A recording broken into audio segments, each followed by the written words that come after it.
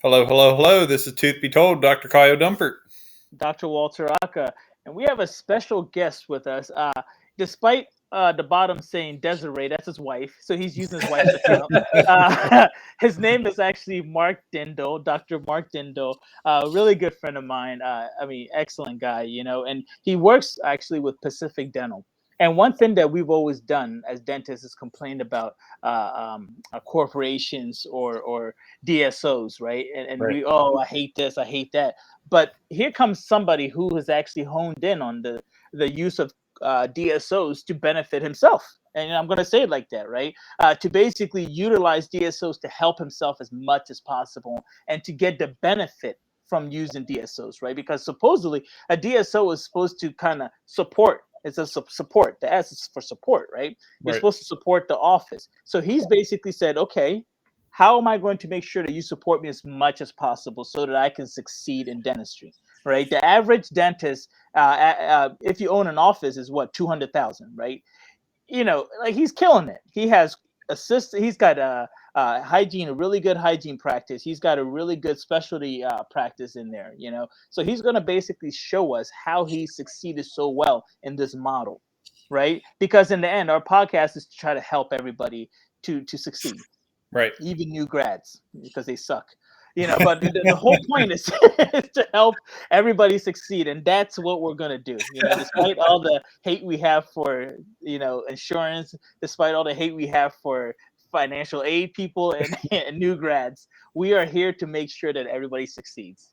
So Dr. Mark Dindal, please just give us a little background, a little bit about yourself, and then we'll dive into questions.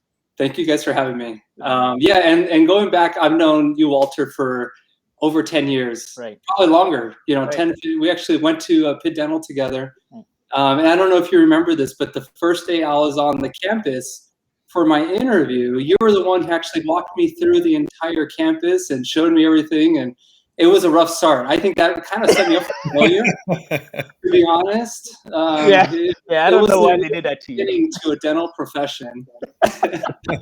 You're like, if he's a dentist, I can do it too. That was Exactly. If he can make it, I can make it too. Yeah. So we both went to dental school in Pittsburgh, and then I graduated in 2012.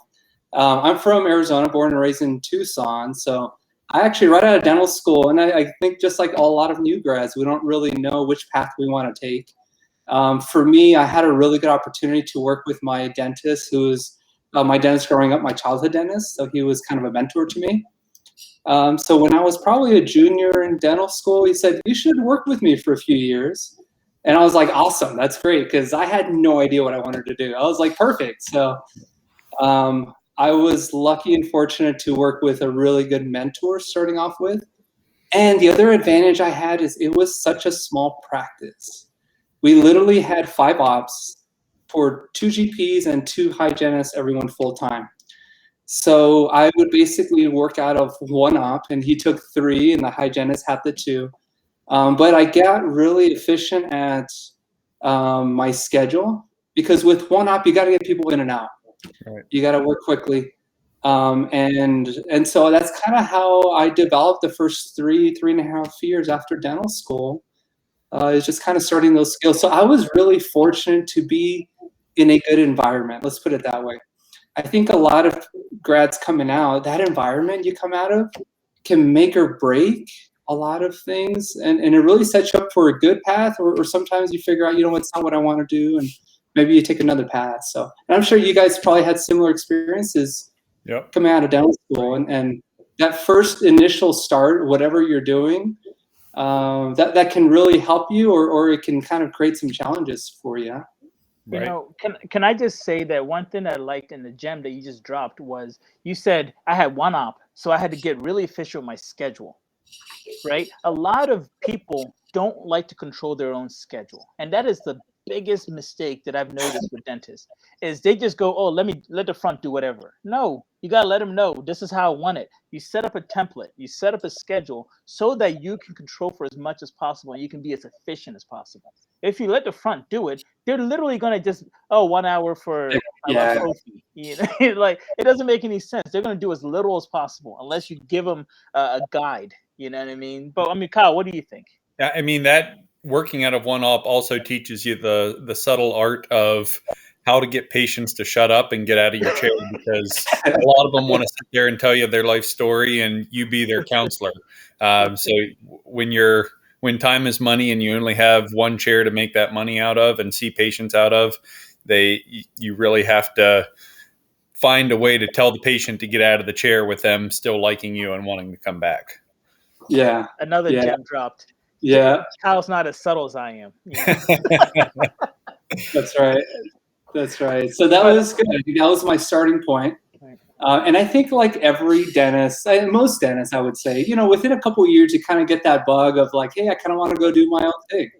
I want to maybe buy a practice or buy into the practice, maybe just take on the next challenge.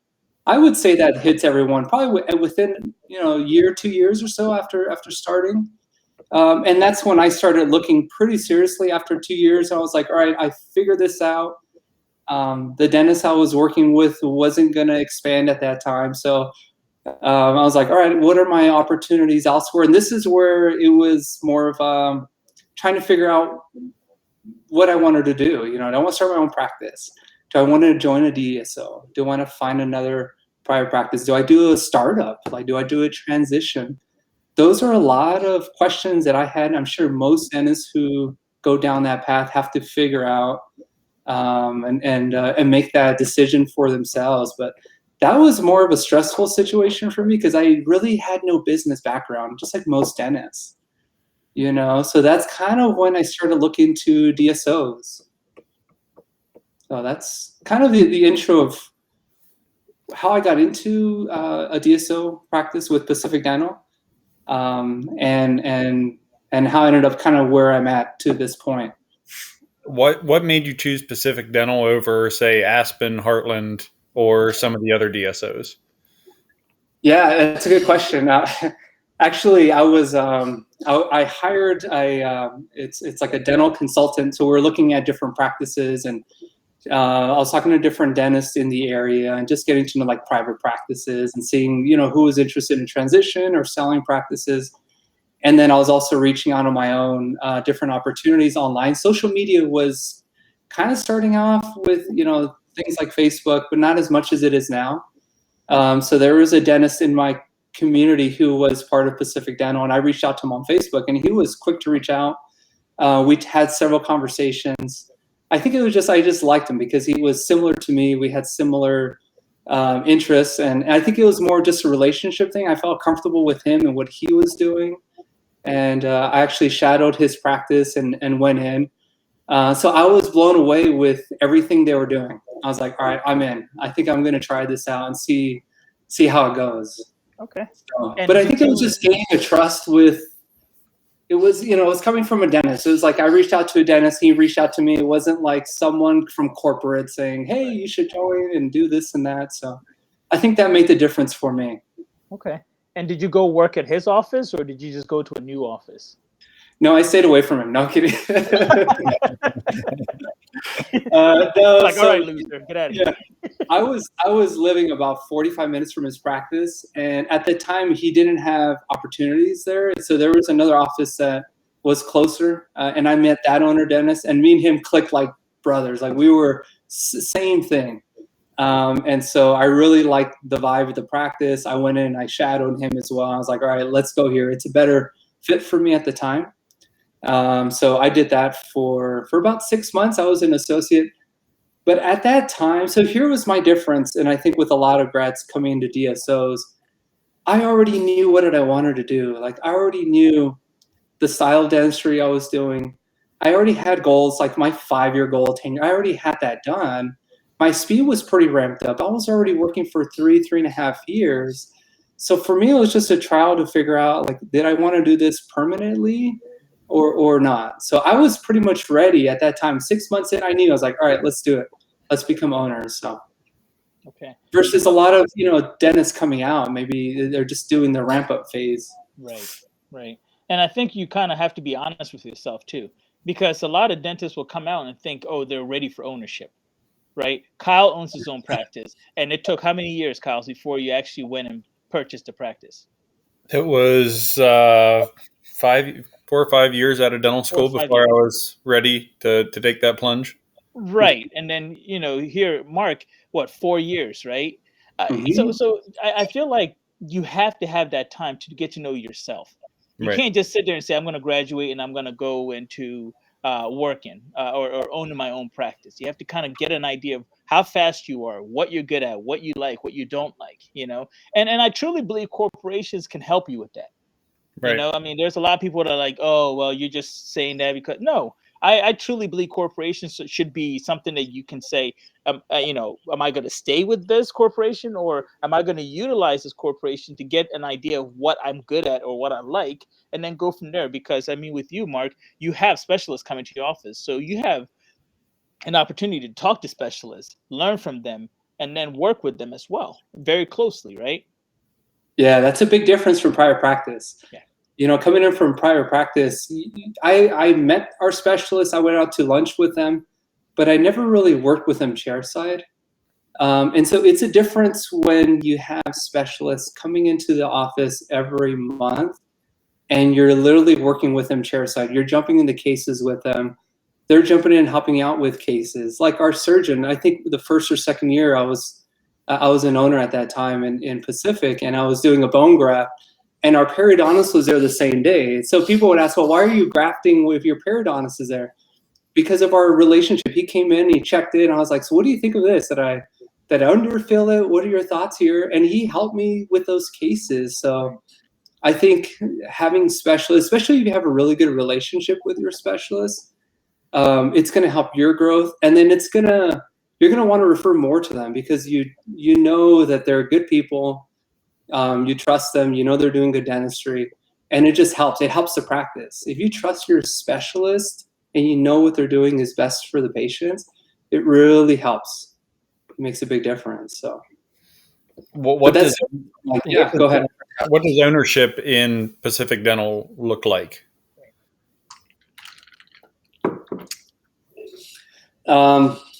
So yeah, I mean, with ownership, just like any other business, right? I mean, we're involved with a lot of the day-to-day tasks. We're involved with helping our team grow, and creating, just being a leader on our team. And Pacific is really just a partner in that. So we have different support staff that helps us with our goals and for growth and challenges that come up. It's not just me working on my own. I have a support team that could help me with whatever challenge comes up. It could be a patient relation challenge. It could be a legal challenge. It could be a marketing challenge. So I have a team who has had a lot of experience and is working with a lot of offices that are doing very well to give me insight on what I can do and then what should I avoid, things like that. Okay. When you say partnership, right? So I'm thinking 50-50.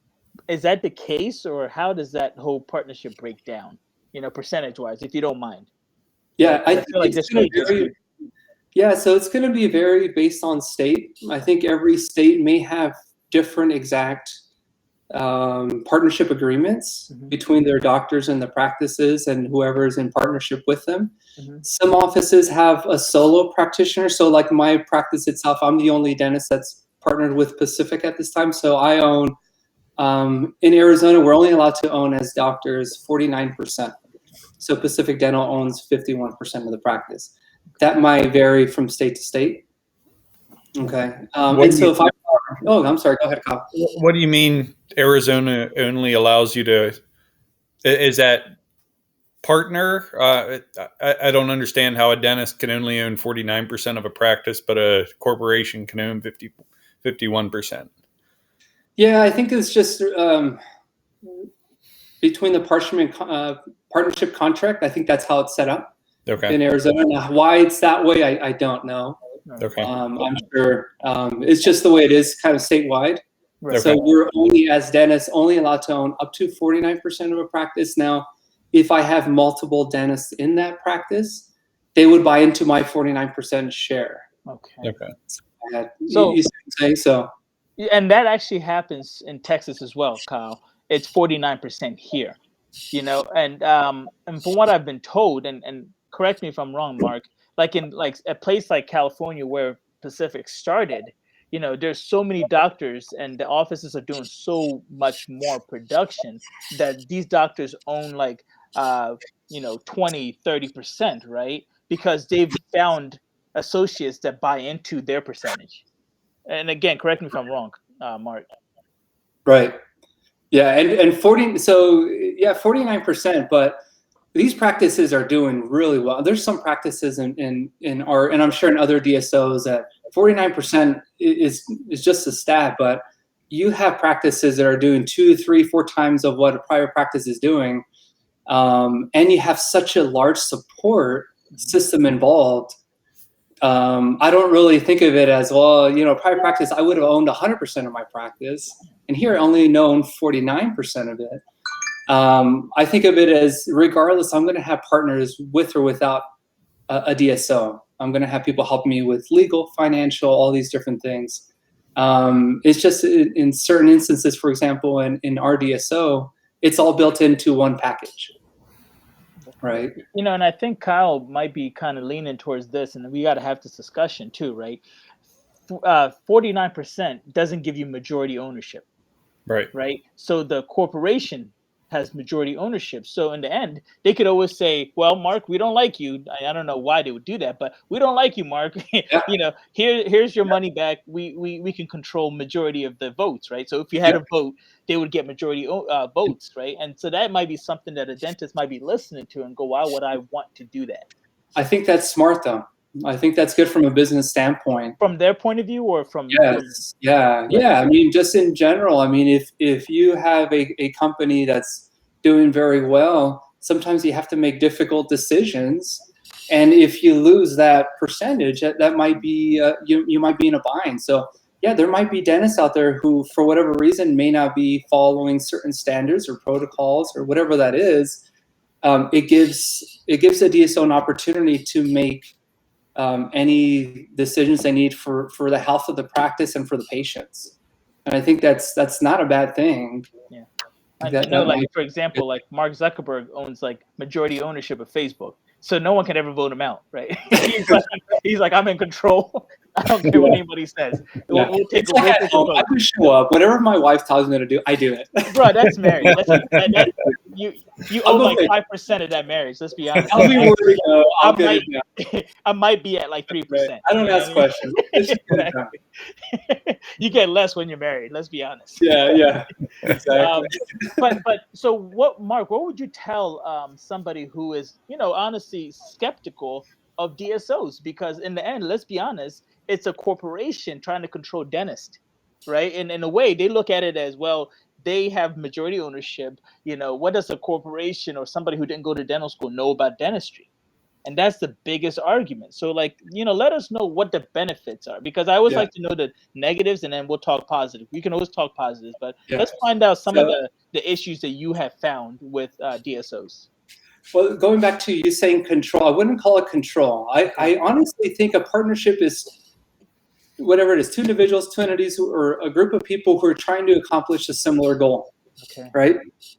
And so when you join Pacific Dental, you're going to be in a partnership where you guys are trying to accomplish similar goals. There's going to be challenges and things like that, but you're going to find that anywhere. Right. But you're invested in a team that's going to do everything what they feel to help you and support you reach whatever your goals you are. There is autonomy. Like, I have never had anyone come into my office and say, Mark, you're not doing enough this or that. This, whatever it is, you're not doing enough crowns. I've never had any of that.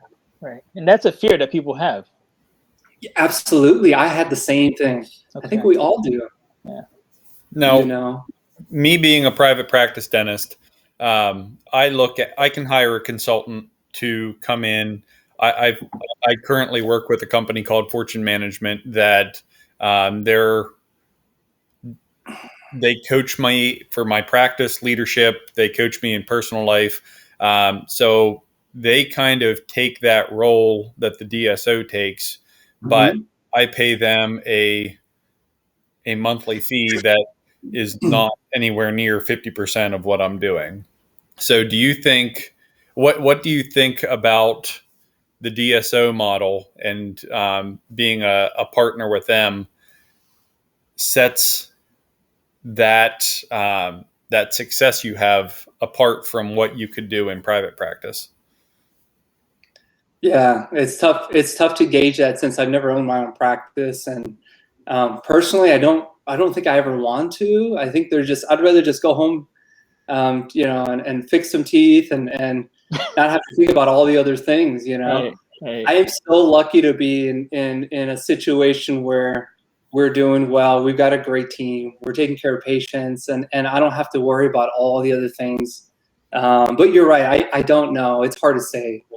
But knowing me and my personality, I know in a situation like this, I do really well, and because it's a group, it's a team effort. And I grew up playing sports, so everything I do, to me, it's like a game, it's a sport. And so you get yourself with a really good team who's motivated, and you're always, learning and making mistakes, but coaching. You're going to do a lot of great things. But yeah, I don't know if I would put myself in a prior practice, I would probably hate it. Because I have to think about everything else that I need to be doing, and my mind would always be spinning. So I don't know. Well, okay, let me ask you this, right? In the partnership, you try to basically split the cost of ownership, really, right? If we go down, we go down together. We have to kind of wait. Is that how it works with a corporation? So let's just say the office is not doing well. Are you both kind of losing out, or is it well, no, we're going to do well, and you take all the hit? No. Yeah, I mean, we're both doing well. We're both doing well. Okay. If a practice is struggling, no one's winning. No one's winning. So we got to figure out. And there's practices that are struggling, and we struggled before. There's been months we struggle. There's been quarters we struggle, and no one wants that. And just like any other business, but no, it's not a situation where they don't care if you're struggling, because we're all in it together. And so financially, we want to make sure we're reaching whatever goals we're setting for ourselves.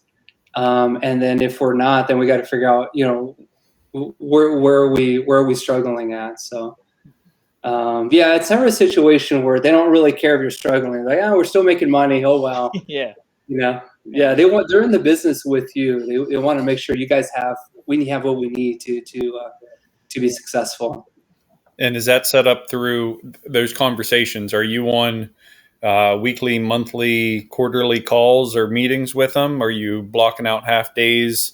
I know when I worked at Heartland, I believe it was every 3 months, we would shut the office down for a half day and have a full meeting with the team, and then whatever other office trainings that we would set up. But how involved is Pacific Dental in the day-to-day and with your scheduling and helping meet whatever your goals are? Yeah, so first I hate meetings. Well, there you go. Now we know. I'll start with that. He's like, I actually didn't want to be on this podcast. So every office has a triad. So a triad are the leaders in that team every day. So that's going to be the owner doctor, if they have one, the lead assistant, and then the operational manager. Those three are in the practice every day. We practically are. Okay. So we're having triad meetings. We're talking daily. We're meeting weekly or every other week. We're meeting with the team monthly. So us three basically work with the team directly. We're in it. We see things come up. We also can feel the vibe of the practice, the pulse of the practice. So when things are going well or when, things are down, we can kind of feel those things. And then outside of that is pretty much the regional support. And we still have a lot of regional support meetings as well. Those can happen monthly or quarterly. They can happen in person. They can happen on different video calls, conference meetings, things like that. So we're constantly touching base with our immediate team, our triads, and then also our regional support. So we do both. And then, team meetings, again, meetings I like them. I'm just not a fan. I prefer if something comes up, I want to address it right then and there. Right. I want little huddles throughout the day with either my new associates coming in. We're reviewing cases right there. I don't want to wait till the end of the week Same thing with DAs. If something comes up, let's review the case like right after the patient leaves and say, what do we do well? And then what could we have done different? So those little touch points every day add up much greater than like a monthly meeting to me. So, we were on Howard Ferran's show. I have to plug that because we're famous now. Most people don't know that about us, but we're very famous. You're lucky to be on this podcast with us. But we were on his, and Howard always talks about how dentists don't really know their metrics. They don't know, like, how much right. I have no idea. Right. No, exactly. And it's very true. Oh, how much did I spend on this? How much did I spend on that? How does PDS help you to kind of get the metrics down, and how transparent is Pacific Dental with seeing the numbers and everything that's going on in that office? I would say there's too many metrics. We have over 500 metrics of every doctor that's practicing. So we have actually doctor metrics, hygiene metrics, specialty metrics, okay? And then we also have metrics for the practice. So we have key performance indicators, so KPIs that we have that we can pull up monthly, and we can track things. So we can track new patients, continued care patients. We can track cases that we're doing. And then we also have monthly, we have P&L meetings. So we're looking at the health of the practice, right? In terms of production, collections, people costs, all the other expenses associated with it. So there's really good transparency with that. I feel like probably too much because I'm not a metrics person. He doesn't like meetings or metrics. I know I go in and I'm having, I have good energy. I'm doing dentistry. Things are going to work out. And I don't think too much of the metrics. Again, it's like sports. I don't show up to, try to hit a ball and think about what I'm batting at, Right. So Okay. It's good to see it because you can look at trends, right? You can look at trends of the practice. You can look at areas to focus on with the team. Maybe things, costs that are getting out of line, and then you can dive deeper into it. Just say your lab and supplies cost is high for the last quarter, and we can figure out what's going on, if it's legitimate or not. So go ahead, Kyle. We were talking a little bit before the show that your office is really one of the top Pacific Dental offices. So how did you get to that point? Straight to the point, huh, Kyle? I have no idea. Why not? He doesn't like matrix. We're not one of the top. There's so many practices in our and even in our region that are doing better than we are. Okay. So and it just shows the volume of talent that we have in dentistry. There's so many practices that are doing really well. Right. And then, by the way, all these practices are struggling in something.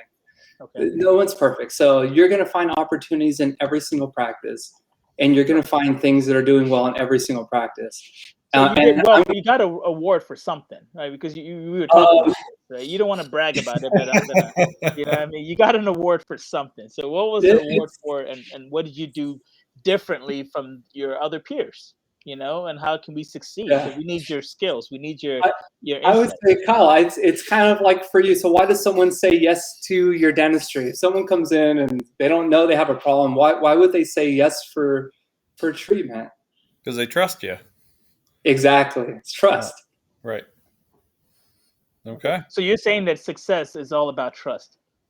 If that was the case, you would all succeed, right? So there's got to be more.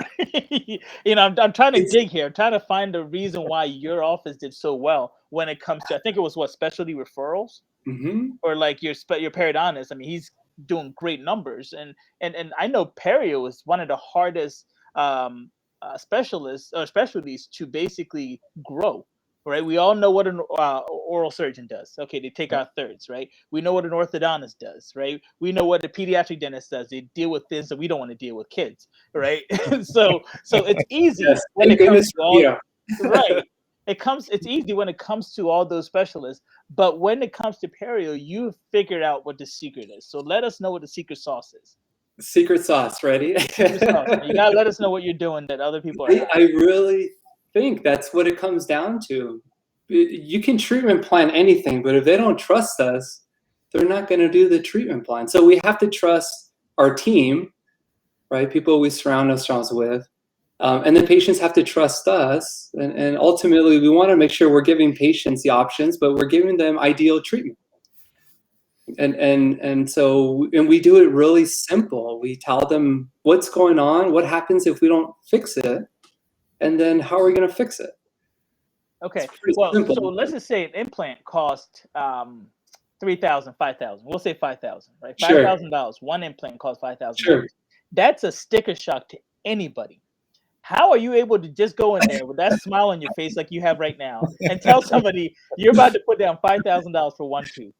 You know, so this is kind of, right? Because a lot of people have that sticker shock, and a lot of assistants, a lot of office managers and stuff are afraid to talk that way, right? Like, you know, you can't go to an iStore and go, I want that iPhone, 1200. Yeah, I don't know.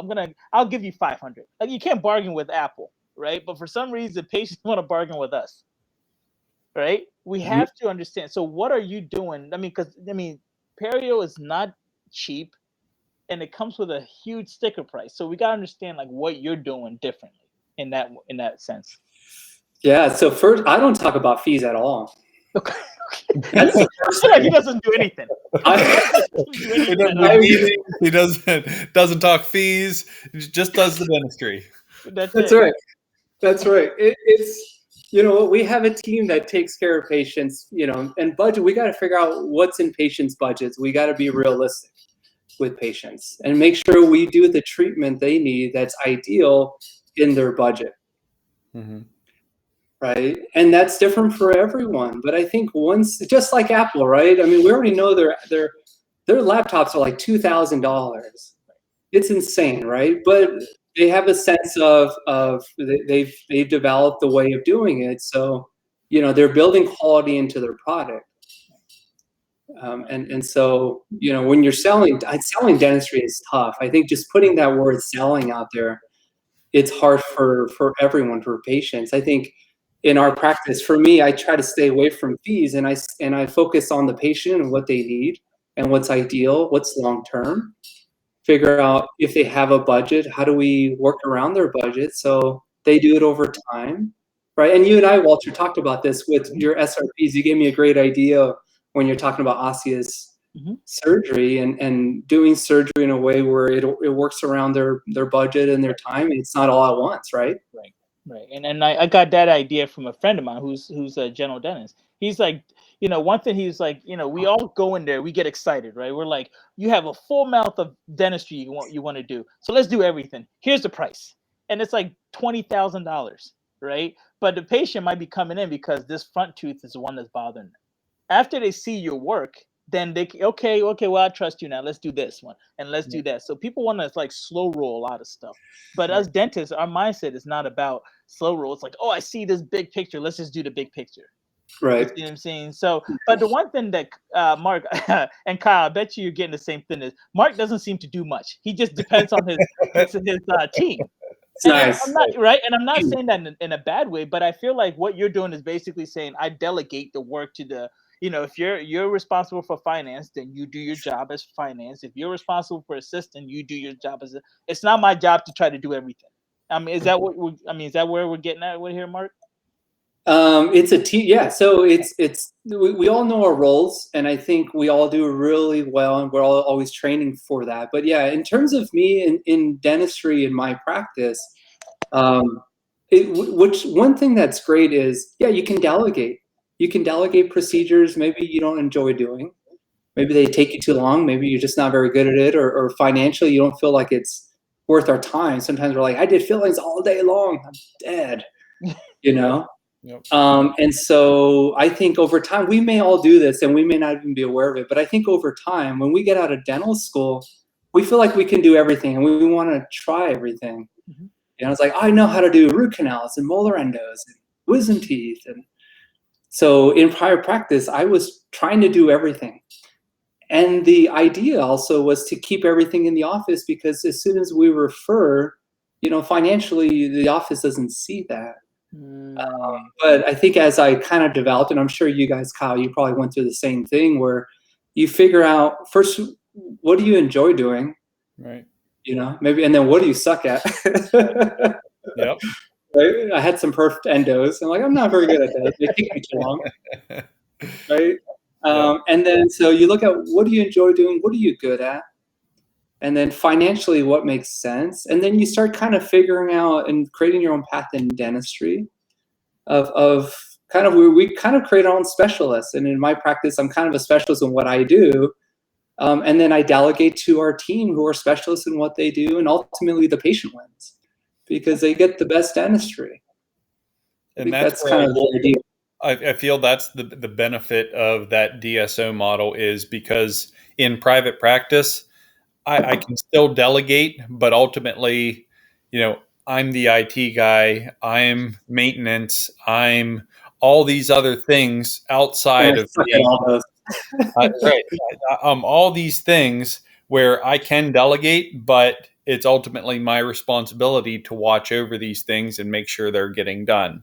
And if they're not getting done, it comes back to me to make sure they're done or done the way I want them to be. Where in that DSO model, you have a whole other overarching team that's looking at those things that you might not want to deal with, and they will deal with them for you. Is that right? No, it's even in the practice, you still held to a standard and you're still the leader on that team. Okay. So situations are going to come up and you still have to address those. Just because you're delegating things doesn't mean that you're ultimately, they're still going to you. If a patient's upset with something, you're going to be the one calling them. You're going to be the one talking to them. So we're still involved with dealing with situations that come up. Right. And so just because we have a team, I don't have a team that calls my patients. I call my patients. Right. If they call me for an ER, I'm talking to them on the weekends. Mm-hmm. So you're still the leader on that team. And I think that doesn't differ from private practice and a DSO, at least in our model. Okay. And so I think the success of a team is based on the leadership of that team. Okay. For sure. So you're still the IT guy, is what you're saying? No, I get someone who's smarter than me. Okay. Kyle, there you go. Get someone That's my job is to find someone who does it better than I do it. There you go. There you go. Bezos doesn't program Amazon, Simple. right? Right, Get someone else who's better at it. You're basically the assist man. You're on a basketball team and you're giving the ball off and you're giving it to your scorers and people who can make the points.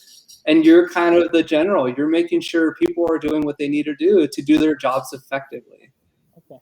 Well, okay. Let's talk about, and the last part here, we'll kind of talk about some of the negatives, right? We always have to have some negatives, right?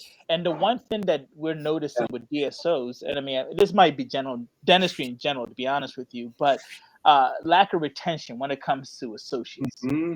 That's a big issue, right? Based on what I remember and what I've seen, the average stay for associated DSO is a year or a year or less, Mm-hmm. right? And is it just this generation, or is that something that you've noticed, in general, where associates and new grads and whoever just they don't want to stay in the model, right? I'm right there with you. In it. Say it again. Yeah, I'm right there with you. Right. For So sure. what are you noticing? What are some of the issues that you've noticed when it comes to associateships and hiring? And then Kyle will also get the difference between the two.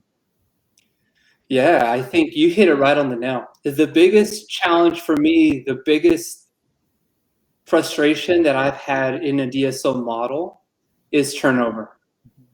Mm-hmm. In general, across the board. It's not just associates, it's everyone front to back, right? It's going to be our assistants, it's going to be our front office coordinators, it's going to be our operational managers, it's going to be our associates.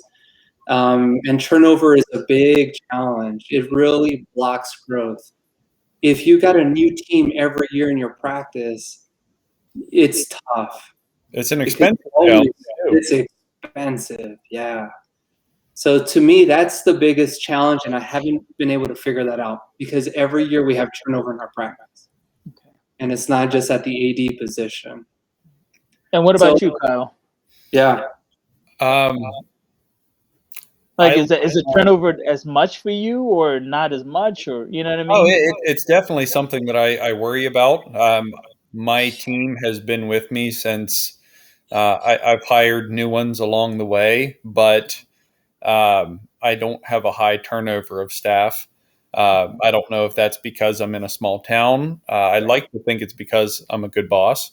No, I that's not it. That's not it, Kyle. I would work with them. That's not. I know you, Kyle. That's not it. So I think setting up that family atmosphere where you genuinely like the people that you work with, and as an owner, if the office is doing well, make sure you compensate the staff for the hard work that they're doing as well. I provide a lot of benefits to my team, whether it's retirement, health insurance, paid time off, bonuses, and such. And so, as I do good, the team does good. And my books are open for the whole team to see exactly what we're doing, where we're at, and I trust my team, and there's a mutual respect there. So yes, I worry about staff turnover, because trying to find that one person that fits with the team, and it really takes one bad person to kind of ruin the office. And finding the right person, training them, you invest a lot of time and money into somebody, and if they decide to leave someday, that extra couple bucks an hour is worth it in the long run if money is the motivating factor. If money isn't the motivating factor, is it how much they feel that they're appreciated at their job? Everybody has different motivations, but you try to find out what those motivations are, and work with that person to make them want to come into the office that day. Okay. Well, then you just brought up a good topic, Mark. Are you responsible or in charge of making sure that the assistants are compensated properly, or do you have a say in that, right? Or does that go to like the DSO who makes that decision? Yeah, it's we have a say in it, and sometimes I wish it was easier to get people compensated, especially if they're your all-stars and they deserve it. But we do have a say. It's not as easy as I'm assuming in private practice you could probably get it done in a heartbeat, and in DSO that's one of the challenges. We all have those people who are going above and beyond, and they're really driving the needle in the practice, and patients love them, and they're doing extra, and sometimes it is hard to compensate them. That's a challenge. So if being appreciated is big, but then also, yeah, if they're doing well and the practice is doing well, yes, they are seeing pay bumps, but it's that can be one of the challenges. There is, are they compensated fairly, and to the market, right? To wherever private practice. Hygienists is making a certain amount, and then private practice are going to give them a much greater raise. What say do we have to match that? Right. That can be a challenge. Right. And so I'm assuming that might be part of what's going on, but there's probably different factors involved. And I mean, I love that honesty right there, because that kind of showed like, hey, look, we're all having the same issues, right? To me, I don't know about you guys, but man, finding an assistant, okay, rephrase, finding a good assistant is damn near impossible sometimes, especially nowadays. I mean, with everything that's going on.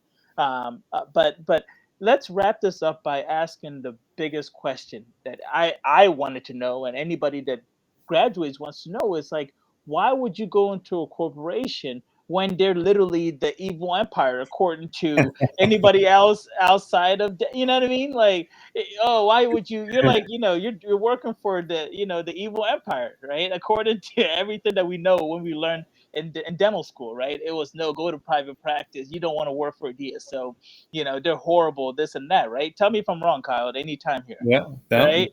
So you've come in and you've told us that wait a minute, I'm not working for the evil corporation. I'm not working for the evil empire. So tell us like what we're misunderstanding about corporations that maybe you have learned to kind of harness. I can only speak for Pacific Dental. So yeah, of course. I can't speak for any other corporation, and I never wanted to be in that environment either. Okay. My goal is always to have a family practice, and I feel like I've got that with Pacific. They just help. They're my partner, but I treat it just like my family practice. My wife is a hygienist. She works part-time with me. You know, we have pictures of our kids and my family, and our patients know our family well. So I don't know any different from private practice to a DSO. I treat it the same. And so regardless of where you go as a dental student, there's going to be challenges. There's going to be obstacles. There's going to be things we don't know.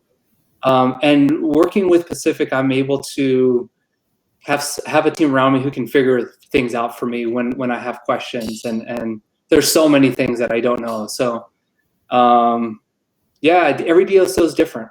And also, by the way, every practice is different in Pacific. So my practice is not the same as every other practice because we all create our own culture. And the culture is set up by that team, by the leaders of that team. Right. And so, Walter, if you came to our region and you worked one day in every single PDS practice, there's going to be a different culture there. Yeah, I agree. 100% agree. Yeah. 100%. And so, and same thing with private practice. And so, and that's why I enjoy, because I have a say in the culture and the people that I bring on my team. And so I treat it just like any other practice. So I love it. Yeah, it's cool. That's awesome. So, I mean, Kyle, like, why do you think you're better than Mark? He is better. Sure. No, I'm messing around. I haven't worked out today, so right. On you know, we try to put on some, you know, professional attire, and Kyle comes in every single time with cut off sleeves. I mean, you know, Kyle, we got a professional podcast going on. He got off of work. He was working like that. There's nothing wrong with that. You know, that is actually his scrubs. That's actually his scrubs. That is. You know? But no, Mike, got out of the ice. Right. Yeah. You know, Kyle does a lot of weird stuff that no one understands, you know. But Mark, honestly, man, thank you so much for coming on. Thank you, Walter. Yeah, I appreciate it. For being so honest about everything. The Yeah. whole point is we want to try to get everybody to kind of see different avenues of dentistry, right? And the whole point is to try to get understanding of why somebody like yourself, you know, who is doing incredibly well, you know what I mean? And I know this, you and I have had a discussion, like doing incredibly well with Pacific, right? Like how can somebody learn from you and do just as well? So the question, the one thing I want to do is, can I get your contact information? If anybody's listening and has any questions for you, maybe you can be like a mentor for them and kind of guide them along the way. If they're new graduates, listen, if they're yeah, exactly, right? If they're new graduates, forgive them for their questions. They're not the smartest, you know? One day, Kyle, I swear, I'm going to get rid of all the new grads listening. They're going to be like, I hate this guy, you know? But seriously, how do we get a hold of you so that if anybody's listening and just kind of wants to talk to you, come shadow you because they're in the, you know, Arizona area, the Tucson area, maybe they can come shadow you? Absolutely. I'll give you my contact information, my phone number. They can call me anytime. They're in the area. They can shadow me anytime. Absolutely. Awesome. Yeah. And do you have any social media or the name of your practice so maybe they can look it up? So yeah, our practice is Saborita Modern Dentistry.com. And then social media, I don't do a lot of social media. I'm going to be honest myself. So that's why that's why he's happy. He stays away from social media. Exactly. See, that was another gem. That was another gem. You see, he just dropped one. I go to the gym. I go to work. That's it. See? You see?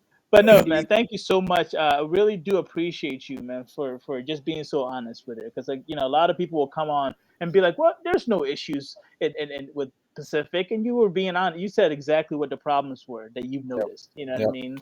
And so if you would have came on and said there was no issues, I would probably not mark. We would never show this out. You know, this is tooth be told. Damn it, you know we have standards. We have standards. You know. I love it. Nah, man. Thank you guys. Really appreciate your time. Thank you, Walt. Thank you. All right, buddy. Take care, guys. All right, buddy. You guys take care. All right, later.